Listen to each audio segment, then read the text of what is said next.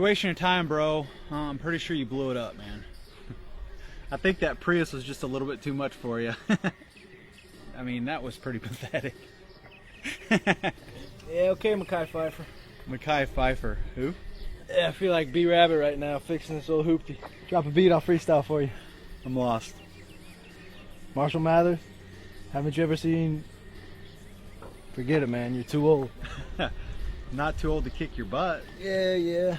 Fired up again. It's not gonna start, man. You're wasting your time. Are we gonna sit out here all night? You got something better to do? Maybe. I'll take that as a no. Still, I don't want to be here forever, man. It's not gonna start. It's gonna start. Okay. And maybe you can use this for that ministry idea you had, man. The shelter? Yeah, the kids' place.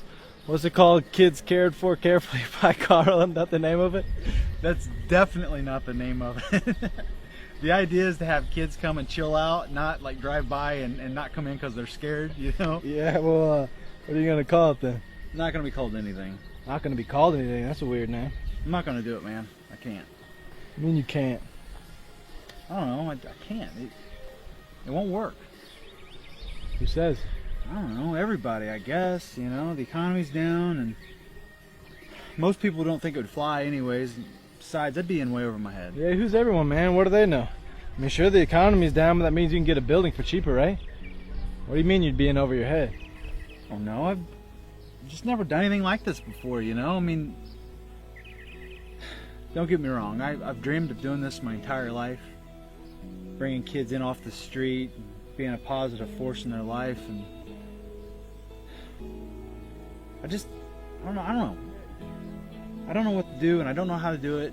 Besides, most people think that... Yeah, who cares what most people think, man? I mean, most people haven't done anything with their lives, so of course they're going to tell you can't do anything with yours. You got to stop listening to people, bro. You want to build this thing, you want to be a positive influence in the world, then do it. What if it fails? What if it doesn't? You can't live your life like that, man. You got to be smart. Yeah, well, I'd rather live my life believing that things are possible than live in fear of failing all the time. I'm not afraid of failing. Yeah, what are you scared of?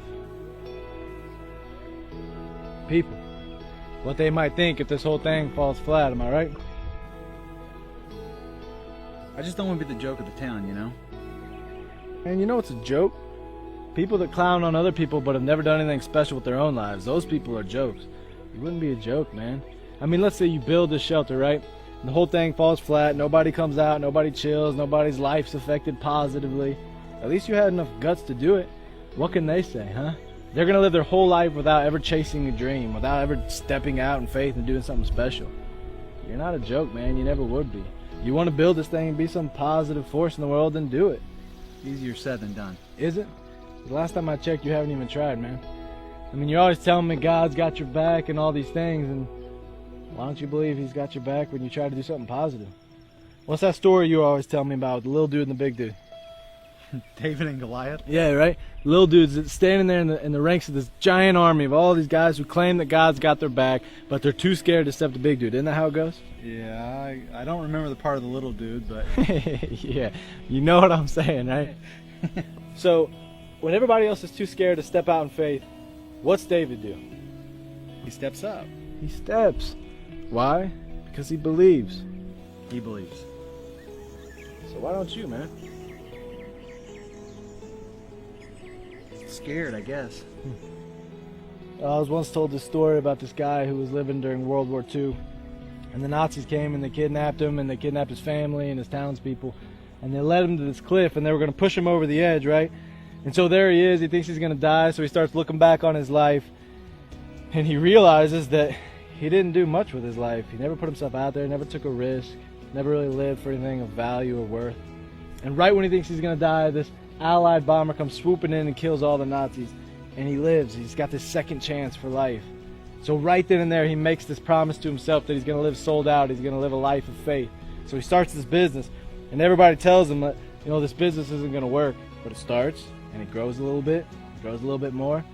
And the next thing you know, man, it's $1 million corporation. And what does he do with all that money? He gives it to charities all around the world. You see, he made a positive influence in the world because he believed. life's short, man. Sometimes you gotta just jump in and make the most of what you've been given. Sometimes you gotta just turn the key.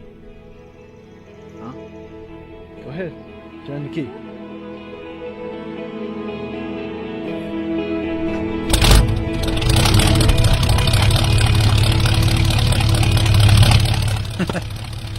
I guess sometimes you just gotta believe. And let God do the rest.